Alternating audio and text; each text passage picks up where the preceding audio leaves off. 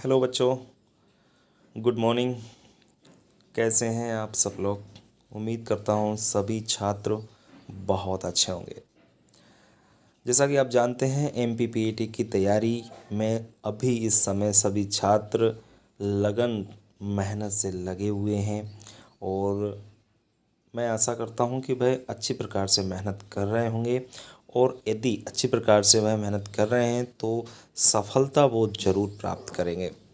व्यक्ति यदि अपने साथ ईमानदारी बरतता है तो कहीं ना कहीं वो आगे जाके सफल ज़रूर होता है। ईमानदारी का मतलब ये होता है कि आप पढ़ रहे हैं तो आपका पूरा 100% फोकस सिर्फ पढ़ाई पर होना चाहिए, ठीक है ना। आत्मसंतुष्टि के लिए कहीं ना कहीं बहुत अच्छी प्रकार से मेहनत करना अति आवश्यक है। अच्छा हाँ, मैं एक बात कहना चाहता हूँ बच्चों, 12th एमपी बोर्ड का रिज़ल्ट 25 से 26 मई बताया जा रहा है। 25 मैं आपको साथ में एक सूचना दे देता हूँ रिजल्ट के बारे में, देख लीजिए थोड़ा सा। ये सूचना थी 10वीं 12वीं का परिणाम मई के अंत तक आएगा।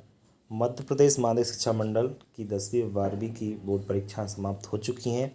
19 लाख विद्यार्थियों की 1,30,00,000 उत्तर पुस्तिकाओं का मूल्यांकन कार्य तेजी से शुरू हुआ है। 15 मार्च तक हुई परीक्षाओं का मूल्यांकन 17 मार्च से शुरू हुआ था। अब शनिवार से दूसरे चरण का मूल्यांकन कार्य 17 यहाँ फरवरी होना चाहिए था, 17 मार्च के बाद या 15, यहाँ एक डेट शायद गलत लिखी, 15 मार्च तक हुई परीक्षाओं का मूल्यांकन 17 मार्च से शुरू हुआ था। अच्छा हाँ, 15 तारीख तक जो परीक्षा हुई थी वो 17 मार्च, ठीक है। दूसरे चरण का मूल्यांकन कार्य शुरू कर दिया गया है। मूल्यांकन कार्य अब तेज़ी से जारी है। मूल्यांकन के पहले मंडल की कमेटी द्वारा चुके प्रश्न पत्रों की जांच की गई। इसमें कई प्रश्नों में गलती भी निकली है। 10वीं के 2 और 12वीं के 4 प्रश्न पत्रों में बोनस अंक दिए गए हैं। परीक्षा का परिणाम मई माह के अंत तक घोषित होने की उम्मीद है। उम्मीद क्या, जहाँ तक चांस है मेरे को लगता है कि जो है रिजल्ट आ जाएगा आपका, ये खुशी की बात है। अब हम बात कर लेते हैं एमपीपीएटी की। एमपीपीएटी की बात करने से पहले एक और आपको मैं बता देता हूँ, मूल्यांकन का 68% पूरा 25 मई तक आएगा परिणाम। तो ये खबर भी छपी थी आपकी, 22 से 25 मई तक दोनों कक्षाओं को परिणाम घोषित कर दिया जाएगा, ठीक है ना। तो ये भी मैं आपको एक सूचना दे रहा था। अब एमपीपीएटी के बारे में चर्चा करते हैं। देखो 12th में जो भी हो परसेंट बने, अच्छी बन जाए, अच्छी बात है। आपने पढ़ाई की है तो ज़रूर अच्छी बनेगी, चिंता करने की आवश्यकता नहीं है रिजल्ट को लेकर के। अब आपको आपके भविष्य के बारे में चिंता करनी है। भविष्य का मतलब ये है आपका भविष्य, खासकर कृषि छात्रों का भविष्य तो एक ही है। मैं यही कहना चाहूँगा, मध्य प्रदेश के छात्रों ने यदि 12th एग्रीकल्चर से किया है तो मेरी राय उनको यही है कि बेटा एग्रीकल्चर फील्ड में आगे जाने की सोचिए आप लोग। यदि आपको अच्छी प्रकार से कहीं बेहतर करना है अपनी लाइफ में तो आपको एग्रीकल्चर फील्ड में जाना होगा। नहीं तो फिर भैया आपको नहीं जाना था तो आपको 12th एग्रीकल्चर से नहीं करना चाहिए था। तो सबसे बढ़िया ऑप्शन होता है एमपीपीएटी। एमपीपीएटी टेस्ट 200 नंबर का होता है, ज़्यादा टफ नहीं आता है। मैं बार बार कहना चाहूँगा आपसे, ज़्यादा टफ पेपर नहीं होता है, मीडियम पेपर होता है। बस बच्चा थोड़ा मेहनत कर ले। बच्चा क्या मेहनत करना चाहता नहीं है, जब मेहनत नहीं करेगा तो फिर कैसे काम चलेगा। तो जिन बच्चों ने मेहनत की है, जो कर रहे हैं, जी जान से लगे हुए हैं, तो वो 101% सफलता प्राप्त करेंगे, है ना। बस आप लग जाइए। मैं फिर कहना चाहूँगा, जी तोड़ मेहनत करने लग जाइए भैया। देखिए, आप सोचें कि हम ऐसी टेस्ट फॉर्म तो देखो, आप देखेंगे फॉर्म तो बहुत भरे होंगे, लेकिन पढ़ने वाले जो कंपटीशन होगा ना, वो बस ज़्यादा से ज़्यादा 10,000 बच्चों में होगा। 10,000 से ज़्यादा बच्चों में कंपटीशन होता ही नहीं है। 10,000 तो मैं ज़्यादा बता रहा हूँ, 6-7 हज़ार मान के चलिए आप लोग। इन लोग जो लोग तैयारी करते हैं अच्छी प्रकार से, बाकी लोग सिर्फ फॉर्म भरते हैं। जो भी होते हैं 40-50 हज़ार फॉर्म भरने वाले, सिर्फ देखने जाते हैं क्या हो रहा है, बस कुछ नहीं है इसके अलावा। इसलिए कंपटीशन कोई ज़्यादा खास नहीं है। 2 साल से मैं हम लोग अच्छी प्रकार से इस पे स्टडी कर रहे हैं कि किस प्रकार का पेपर बनना है। तो पेपर ज़्यादा हार्ड नहीं बनना है, बहुत मेरिट कम जा रही है बच्चों की। लास्ट ईयर आप देखेंगे तो 1 से 10 नंबर वाले का भी सिलेक्शन हो गया जनरल में। अब बताइए आप लोग। तो भैया आपको बस मेहनत करनी है, अगर सिलेक्शन हो गया तो लाइफ सेटल हो जाएगी, क्योंकि 4 साल बाद आप इतने हो जाओगे कि कहीं भी अप्लाई कर सकते हो और आप लोग अच्छी खासी जॉब प्राप्त कर सकते हो। इसलिए मैं आपसे कह रहा हूँ कि भैया MPPAT कर लीजिए, कैसे भी करके कहीं जैसे हो जाए वैसे तैयारी कर लीजिए, सिलेक्शन ले लीजिए। बस कॉलेज किसी भी कंडीशन में प्राप्त करना है। अगर प्राप्त हो गया तो अच्छी बात है, कहीं ना कहीं आप बहुत बेहतर कर पाएंगे अपनी लाइफ में। चलो ये तो बात थी। अब हाँ, मैं एक बात कहना चाहता हूँ, जिन छात्रों ने नोट्स लिए हैं, ले रहे हैं प्रॉपर पर डे, जो भी छात्र लेते जा रहे हैं वो पढ़ते चले भैया। वो रोज़ मुझसे जो है ना और नोट्स मांगते हैं, कहते हैं सर आपने बोला था कि 3-4 दिन 5 दिन बाद दूसरा दे दूँगा। तो भैया आपकी कैसी तैयारी है, अभी आप अपने आप को चेक कर लें, वो भी आपको मिल जाएंगे, टेंशन लेने की ज़रूरत नहीं है। मैं तो सिर्फ इसलिए दे रहा हूँ कि बच्चे को इकट्ठा देने से बच्चा पढ़ता नहीं है, तो उसको मैं जो है धीरे धीरे करके दे रहा हूँ, प्रोवाइड करा रहे हैं हम लोग, जिससे वो अच्छी प्रकार से पहले उनको पढ़ सकें। एक बात कहना चाहूँगा, एक पेज पढ़ें, भले ही 2 पेज पढ़ें, एक पेज पढ़ें, जितना आपको पढ़ना है पढ़िए, लेकिन वो 2 पेज इस प्रकार के आपके पढ़े होना चाहिए कि उसमें से कोई भी क्वेश्चन यदि कल को कोई पूछे तो उसका आंसर आप दे सको। मतलब उन 2 पेज को दोबारा आपको पढ़ने की आवश्यकता ना पड़े। ज़्यादा पढ़ने से, ज़्यादा पढ़ने का कुछ सारे मतलब बच्चे होते हैं ना, एक दिन में ही मतलब पढ़ दिया होगा 10 पेज 15 पेज पढ़ दिया, अरे हो गया काम। 10-15 पेज पढ़ने की आवश्यकता नहीं है। आपको सिर्फ एक पेज भी पढ़ें तो इस प्रकार से पढ़ें कि उसको दोबारा पढ़ने की आवश्यकता ना पड़े। मेरी बात अच्छी प्रकार से आप लोग सुन लीजिए, ठीक है ना। और अच्छी प्रकार से मेहनत करें आप लोग। कहीं भी देखो, सिलेक्शन उन्हीं का होता है जो लोग अच्छी प्रकार से दिल से मेहनत करते हैं उनका, क्योंकि ऊपर वाला भी इन चीज़ को देखता है। जो लोग तुक्का मारने की सोचते हैं ना, ज़िंदगी में तुक्का नहीं लगने वाला, कभी कितने भी एग्ज़ाम दे लें वो लोग, कभी भी तुक्का नहीं लगता है। वो सोचते हैं अरे ऐसे ही मारे आएंगे, 4 रोटी होते हैं, कोई सा तो लग जाएगा। भैया अभी मैंने 12th बोर्ड की कॉपी चेक की हैं, उसमें भी 28 रोटी थे, आपको मालूम है। तुक्का मारने के 4-4 5-5 नंबर से ज़्यादा नहीं बैठे, 5-6 नंबर से ज़्यादा आए ही नहीं है पूरे वो 28 रोटी में, ये स्थिति थी। तो भैया तुक्का तो लगाना नहीं है आपको, आपको मेहनत करनी है, ठीक है ना। तो सभी लोग मेरी बात को अच्छी प्रकार से सुना होगा। अब हम प्रैक्टिस टेस्ट की बात कर रहे हैं, तो प्रैक्टिस टेस्ट जो है ना बड़ा अच्छा है और जल निकास से संबंधित है, सिंचाई से संबंधित है, और अच्छे प्रश्न देखिए आप लोग, कितना आपसे बनता है आप लोग ही अपने आप को आंकिएगा। मोबाइल को रोटेट ज़रूर कर लें आप लोग, जिससे जो है सही प्रकार से आपको दिखाई दे। सबसे पहले है से नहीं, इसमें थोड़ा सा चेंज कर लीजिए, निम्न में से किस फसल की जल मांग सबसे अधिक है। निम्न, निम्न में से लगा लेना, आगे थोड़ा सा मिसप्रिंट हो गया। निम्न में से किस फसल की जल मांग सबसे अधिक है, मतलब आपको बताना है ऐसी कौन सी फसल है इसमें सबसे ज़्यादा वो पानी को मांगती है। गेहूँ की, जौ, धान या आलू। तो आप लोग बताइए सबसे ज़्यादा वाटर की डिमांड कौन सी फसल को होती है, दिमाग लगा रहे हैं आप लोग। आंसर आपका क्या होगा इसमें, धान की फसल। धान की फसल आपको पता है इसमें पानी भरा ही रहता है कि नहीं, बताइए आप लोग। धान की फसल को पानी की ज़्यादा जल मांग होती है। लेकिन एक बात साथ में सुन लें, एक फसल होती है बेटा जिसकी वाटर यूज एफिशिएंसी सबसे ज़्यादा होती है, और वो होती है गन्ना की फसल। वाटर यूज एफिशिएंसी का मतलब होता है कि वो पानी का सबसे ज़्यादा उपयोग करती है गन्ना की फसल। देखो जलमांग तो सबसे ज़्यादा किसकी होती है, धान की होती है, लेकिन ध्यान रखें पानी का उपयोग सबसे ज़्यादा कौन सी फसल करती है, तो वो करते हैं गन्ना। इस बात का आप लोग विशेष ध्यान रखें। रहट से, रहट आपको पता ही है कि प्रतिदिन औसतन पानी की मात्रा प्राप्त होती है। आपने 11th में पढ़ा होगा कि रहट एक यंत्र, पुराना यंत्र होता था जिससे जो है ना पानी, कुओं से पानी निकाला जाता है, बाहर निकाला जाता था रहट से, जो कि बैलों से चलता था रहट, आपने देखा होगा जनरली। तो उससे एक दिन में पानी की मात्रा कितनी निकाल ली जाती थी लगभग रहट से, है ना, 1000 लीटर, 20,450 लीटर, 25,000 लीटर या 25,450 लीटर। तो हम लोग एवरेज बात करते हैं तो एक एवरेज निकल के आता है, रहट से प्रतिदिन औसतन पानी लगभग 20,450 लीटर निकाल लिया जाता था। एवरेज की बात कर रहे हैं भैया, अब ज़्यादा कम का कोई बात नहीं है, आप ध्यान रखें आपको। पंप से पानी का निकलना किस कारण से रुक जाता है। पंप आप लोग जानते होंगे, घर पे भी आप लोग के अगर किसान परिवार से होंगे तो जानकारी होगी कि एक पंप होता है 5 का 8 का, आपने देखा होगा ना घर पे, इससे पानी निकाला जाता है जनरली। तो उससे पानी निकलना किस कारण से रुक जाता है कई बार, तो सक्शन पंप जो होता है उसमें हवा आ जाने के कारण रुक जाता है, या बेरिंग कट जाने के कारण आ जाता है, या पंप की मंद गति होने के कारण आ जाता है। तो ऐसी कौन सी कंडीशंस होती है जिसमें से पानी निकलना ही बंद हो जाता है? तो ध्यान रखें, आपने देखा होगा जो सक्शन पंप, हम लोग सेक्शन पंप भी बोलते हैं उसको, है ना, तो उसमें हवा आ जाने के कारण ये कंडीशन होती है कि पंप से पानी निकलना बंद हो जाता है।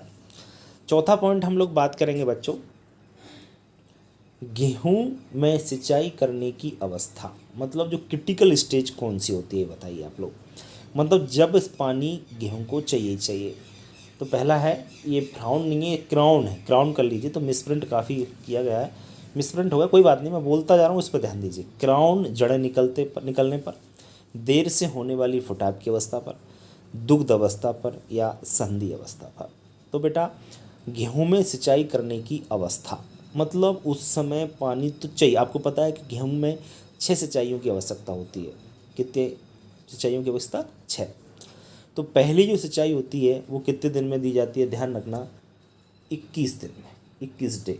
ध्यान रखें, बुवाई के 21 दिन बाद आपको सिंचाई करना अति आवश्यक है। एक बात और बता देता हूँ साथ में, अगर गेहूं में 21 दिन में सिंचाई नहीं की गई, 30-35 दिन में पहली सिंचाई की गई या और जल्दी की गई, तो समझ लीजिए आप लोग, या की नहीं गई, समझ लीजिए आपका 20 से 25% प्रोडक्शन घट जाएगा। ये ध्यान रखें आप लोग।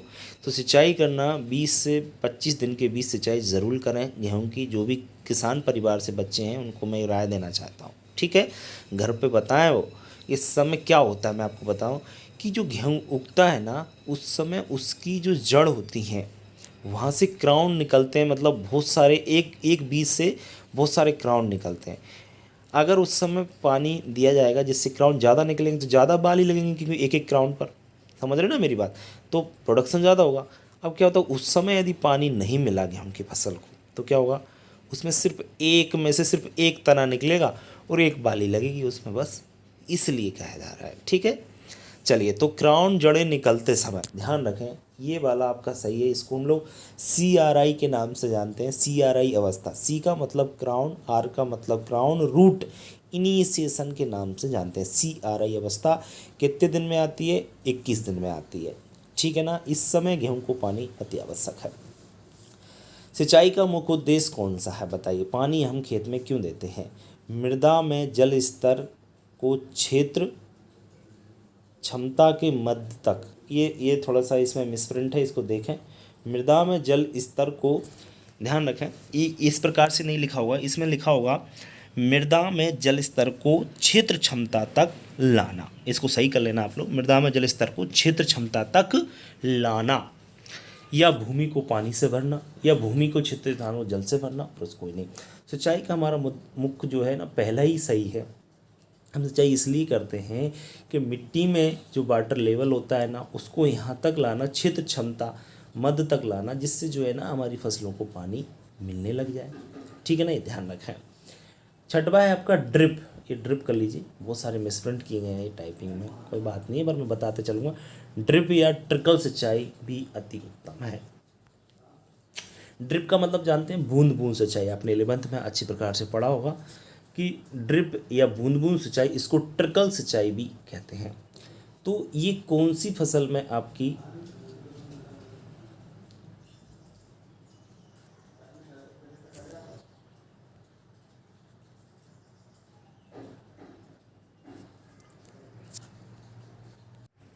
टेक्निकल इशू की वजह से ये प्रॉब्लम आई, पर कोई बात नहीं।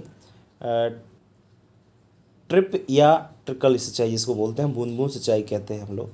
तो ये कौन सी भूमि में उत्तम है? मटियार मृदा के लिए है, बलुई या रेतीली मिट्टी के लिए है, दोमट मृदा के लिए, या सैलाइन मृदा के लिए। दिमाग लगाइए आप लोग कि जो बूंद बूंद सिंचाई होती है कौन सी मिट्टी के लिए सबसे बेस्ट मानी जाती है, बताइए आप लोग। ध्यान रखें, बूंद बूंद सिंचाई बलुई या रेतीली मिट्टी, बलुई या रेतीली मिट्टी इसके लिए बेस्ट रहती है। अब आप कहोगे सर उसके लिए ही क्यों? क्योंकि आपको पता है कि बलुई जो मिट्टी होती है, बालू जिसमें पाई जाती है, बालू का मतलब जानते हो, रेत जिसमें पाई जाती है, उसमें पानी टिकता ही नहीं है, वो नीचे चला जाता है। अगर आप पाइप से पानी दोगे, जनरल मतलब जो विधि होती है उनसे पानी दोगे तो पानी रुकेगा ही नहीं, सब नीचे चला जाएगा। बूंद बूंद सिंचाई से क्या होता है, पौधे की जड़ पर बूंद बूंद करके पानी पड़ता है, जिससे जो है नीचे जाने का कोई वो सिस्टम ही नहीं है, ऊपर से ही पौधा क्या करता है, उसको अपने अंदर एब्जॉर्ब कर लेता है। ठीक है। 7वां पॉइंट है, मृदा उपलब्ध मृदा जल निम्न में से किसी एक के है ये क्या यार, स्प्रिंट गड़बड़ करता है। चलो कोई ना, ये सही क्या होगा इसका क्वेश्चन मैं बताता हूँ आपको, आप सुनिए बस। उपलब्ध मृदा जल निम्न में से किसी एक के मध्य रहता है। किसी एक के मध्य मतलब यहाँ लिखा नहीं है, मध्य को लिख लेना। उपलब्ध मृदा जल निम्न में से किसी एक के मध्य रहता है। किसके बीच रहता है बताइए?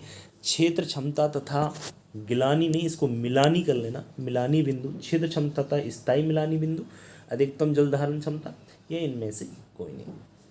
तो बेटा उपलब्ध मृदा जल जो होता है ना, वो आपका आंसर इसका सही होगा ये वाला, क्षेत्र क्षमता तथा मिलानी बिंदु। क्षेत्र क्षमता होती है फील्ड कैपेसिटी, और मिलानी बिंदु को बोलते हैं हम लोग क्या, बिल्टिंग पॉइंट। इस समय क्या होता है, क्षेत्र क्षमता पर पानी पौधों को मिलता है, और मिलानी बिंदु का मतलब ये होता है कि पौधा आपका मुरझाने लगता है, इसको मुरझान बिंदु भी बोला जाता है।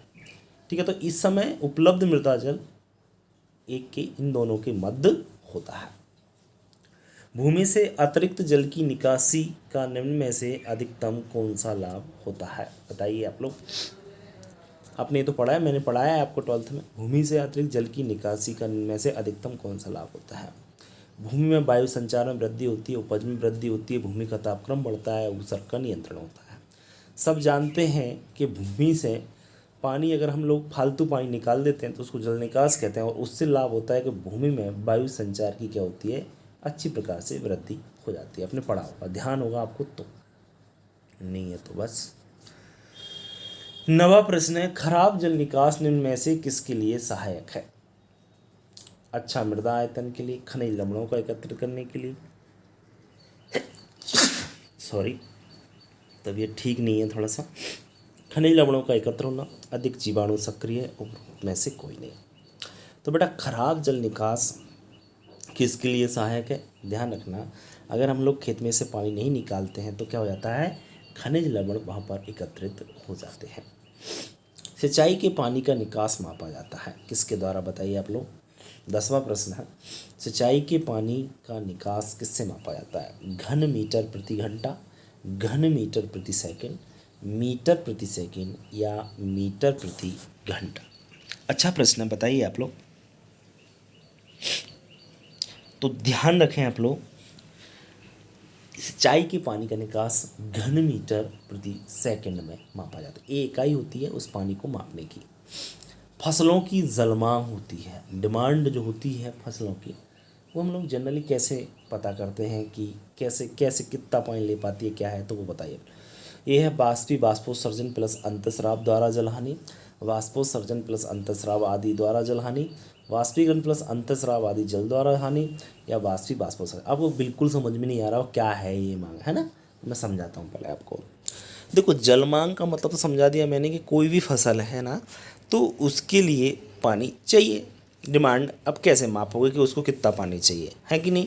तो मापने के लिए आपको पता है कि पानी जो होता है अपन खेत में देते हैं, उसके बाद बाष्पीकरण द्वारा उड़ भी जाता है, पौधे लेते हैं उसको, फिर बाष्पोत्सर्जन करते हैं तब भी उड़ जाता है, और जैसे हम पानी डालते हैं खेत में तो कुछ पानी नीचे भी चला जाता है। बचा खुचा पानी तो आपकी फसल ले पाएगी कि नहीं? वो ले पाएगी, बाद उसके बाद यूज़ कर पाएगी कितना, है ना? तो हम कैसे माप सकते हैं? ध्यान रखना, आंसर इसका ए सही होगा, ये वाला, कि बाष्पीकरण बाष्पोत्सर्जन प्लस अंतःस्राव द्वारा जल हानि। इतनी ज़्यादा हानि के बाद जो भी बचा हुआ पानी है वो जल मांग के अंतर्गत आता है। 12वां प्रश्न है, गेहूं की बोनी जाति की अधिक उत्पादन देने वाली किस्मों में पहली सिंचाई करने का उचित समय कब है? अभी बताया था मैंने, शायद याद हो आपको। गेहूं की बोनी जाति के अधिकतम उत्पादन देने वाले किस्मों में पहली सिंचाई करने का उचित समय 5 दिन बाद, 15 दिन बाद, बुवाई के 11 दिन बाद, या बुवाई के 21 दिन बाद। तो अभी बताया था, इसका आंसर तो बिल्कुल ईजी है, बुवाई के 21 दिनों बाद। 13वां प्रश्न है, निम्न फसलों की सर्वाधिक जल मांग मिलीमीटर प्रति हेक्टेयर कौन सी फसल की है? ये भी पहले ही क्वेश्चन है। गन्ना, धान, बाजरा, मक्का। तो सर्वाधिक जल मांग है धान की और सर्वाधिक यूज एफिशिएंसी है गन्ने की। ठीक है, ये ध्यान रखना। धान की फसल की जल मांग कितने मिलीमीटर पर हेक्टेयर होती है? बड़ा अच्छा प्रश्न है। धान की फसल की जल मांग कितने होती है बताइए आप लोग। 100 से 200, 250 से 450, 500 से 1000, 1500 से 2000 ये सब चीज़ में है। ये ध्यान रखें आप लोग। और आपको बताना है कि जल मांग आपकी धान की कितनी होती है। तो ध्यान रखें, जल मांग होती है 1500 से 2000 आपकी किसकी? धान की। 15वां प्रश्न है बच्चों, अधोपृष्ठीय सिंचाई अधिक प्रभावी होती है। अधोपृष्ठीय मतलब जो सब सरफेस आपका इरिगेशन होता है, नीचे पाइप डाल के, भूमि के अंदर पाइप डाल के सिंचाई करते हैं ना, लाइन गड़वा देते हैं, आपको ध्यान होगा। तो कौन सी मिट्टी के लिए बेस्ट है? लवणीय मृदा के लिए, अम्लीय मृदा के लिए, क्षारीय मृदा या कड़ी अंतरपृष्ठीय मृदा? कड़ी मतलब कठोर, इसका आंसर सही यही होगा। कठोर जो मृदाएं होती हैं उनमें हम नीचे पाइपलाइन डाल करके जो है ना सिंचाई करें तो ज़्यादा बेहतर माना जाता है। भूमि की अतिरिक्त जल कृत्रिम ढंग से निकालने की क्रिया को कहते हैं। अगर हमारी भूमि में फालतू पानी, अतिरिक्त जल भरा है, उसको कृत्रिम रूप से अगर हम बाहर निकालते हैं तो उसे क्या कहते हैं बताइए आप लोग। सबसे पहले चैप्टर का पहला ही प्रश्न है, जल निकास कहते हैं। आपको पता होगा क्या कहते हैं? जल निकास। ठीक है, 16 प्रश्न कंप्लीट होते हैं। बढ़ते हैं हम लोग आगे।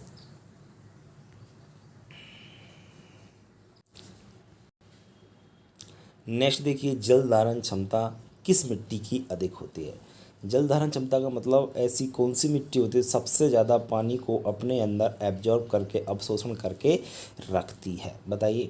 बलुई मिट्टी, चिकनी मिट्टी, दोमट मिट्टी या बलुई दोमट मिट्टी? आप लोग दिमाग लगाइए। बालू हो गई उस मिट्टी में, वो ज़्यादा पानी को रखेगी, चिकनी मिट्टी ज़्यादा रखेगी, दोमट मिट्टी ज़्यादा रखेगी या बलुई दोमट मिट्टी ज़्यादा रखेगी? बताइए। तो ध्यान रखें, चिकनी जो मिट्टी होती है उसमें ज़्यादा समय तक नमी बनी रहती है, वो अपने अंदर ज़्यादा समय तक पानी को एब्जॉर्ब करके रखती है, क्योंकि इसमें किले पाया जाता है।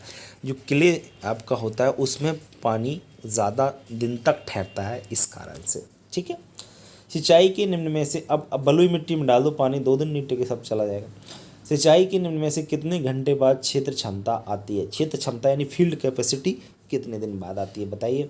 घंटे बाद आती है। 10 घंटे, 24 घंटे, 20 से 30 घंटे या 36 से 48 घंटे?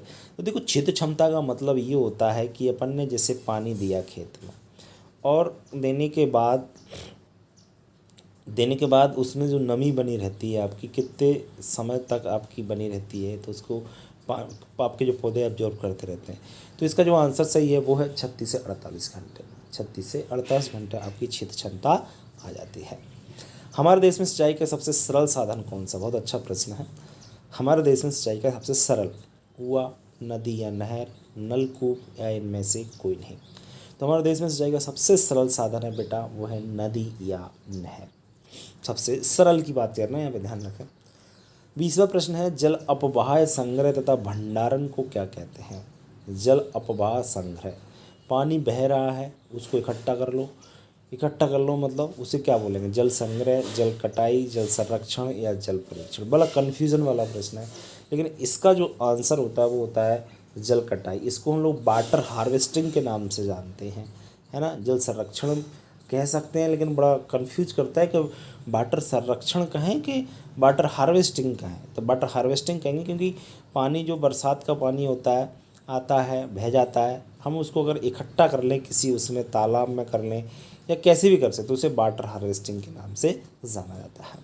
हमारे जल संसाधन का लगभग 45% प्रयोग में आता है। कपास, धान, गन्ना, चना? तो ध्यान रखें, सब जानते हैं धान में, क्योंकि जल संसाधन लगभग 45% आपका जो है प्रयोग में है। धान में पानी ज़्यादा चाहिए। जल संसाधन क्या मतलब होता है? पानी सबसे ज़्यादा धान आपकी डिमांड होती है, पानी भरा ही रहना चाहिए वो तो पूरा, जब तक फसल रहेगी तब तक, पता होगा आपको। सेंट्रीफ्यूगल पंप कितनी गहराई से पानी उठाता है? जो पंप होता है एक सेंट्रीफ्यूगल पंप, ये कितनी गहराई से पानी उठा सकता है? 8 मीटर, 15 मीटर, 20 मीटर या 25 मीटर? तो आपको बताना है बच्चों ये कितने मीटर से आपके पानी उठा लेता है। इसका सही आंसर आपका क्या होगा? सोचिए, थोड़ा सा दिमाग लगाइए। सेंट्रीफ्यूगल पंप 11th जिसने थोड़ा सा पढ़ा है तो कहीं ना कहीं इसका सही आंसर वो दे सकता है और दे भी पा रहा होगा।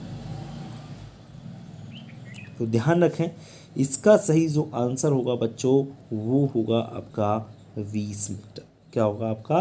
20 मीटर से पानी उठा सकता है। ठीक है, इसके बाद हम इनमें सबसे अधिक सूखा विरोधी फसल कौन सी है? सूखा विरोधी का मतलब होता है कि ऐसी कौन सी फसल है सबसे ज़्यादा पानी ना हो तब भी वो अब सहन कर लेती है सूखे को भी। सोयाबीन, बाजरा, धान, मक्का। तो ध्यान रखें आंसर सही होगा बाजरा। मृदा की नमी किससे मापते हैं? मोनोमीटर, एनीमोमीटर द्वारा, पोटोमीटर द्वारा या तनाव मापी यंत्र द्वारा।